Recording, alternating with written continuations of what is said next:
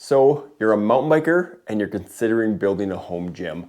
You want to get away from the masses at the public gyms. I know it's not all of our style. We want to be outside in the woods, not with a mass of people in close range, fighting for equipment and waiting for squat racks, waiting for dumbbells, having your dumbbells stolen. I get it. It's not all our cup of tea. But where do you start?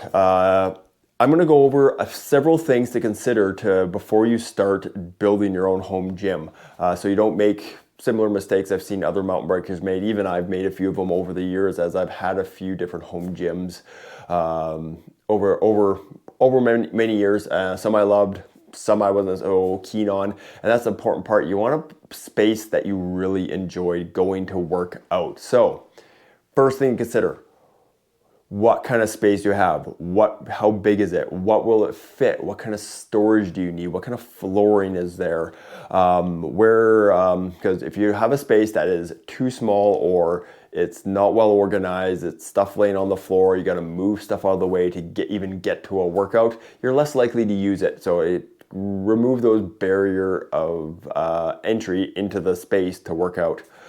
Next, what kind of training are you going to do? Like, this is part of deciding the kind of equipment you're going to get. So, do you have preferences of types of workouts or types of equipment, style of exercises? Are you on a training program? Have you bought a training program? Are you working with a coach? Do they have a suggestion on what you should start with if you're going to train at home? Because there's everything from full-fledged home gyms that are as well stocked as public gyms to bare minimum, just to get by, to limit with a bare minimum setup, you want to limit your limitations, basically, like equipment limitations.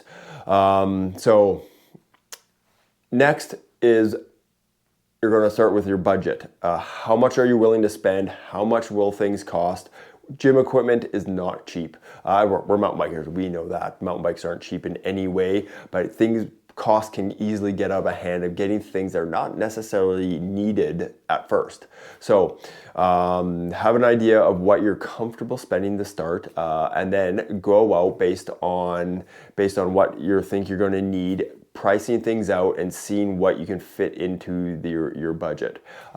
First thing I want to say: don't go cheap. Don't buy the cheapest thing on Amazon, or go to Walmart or Canadian Tire and get the absolute cheapest piece of equipment that you can. You're likely not going to be happy with it down the road. It may break. It may not be safe.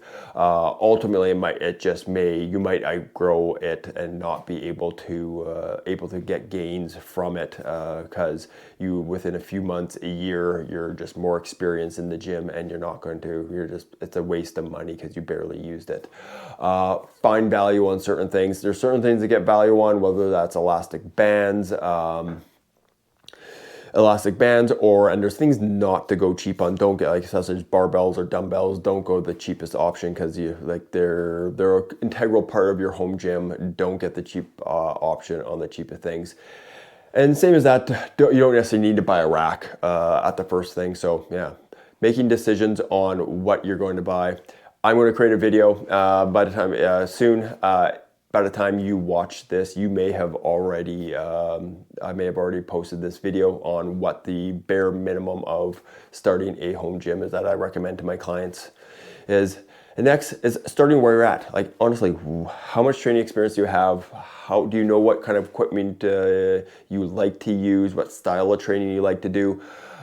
If you spend a lot of time in gym, you've trained for mountain biking for a while or other sports, you may already know this, you may have a better idea, but ultimately, don't go overboard when you start if you're not 100% sure what you're going to use. Like I said, you don't need a rack, you don't need bumper plates, you don't necessarily need a barbell right off the bat. You can get by with pretty minimal equipment.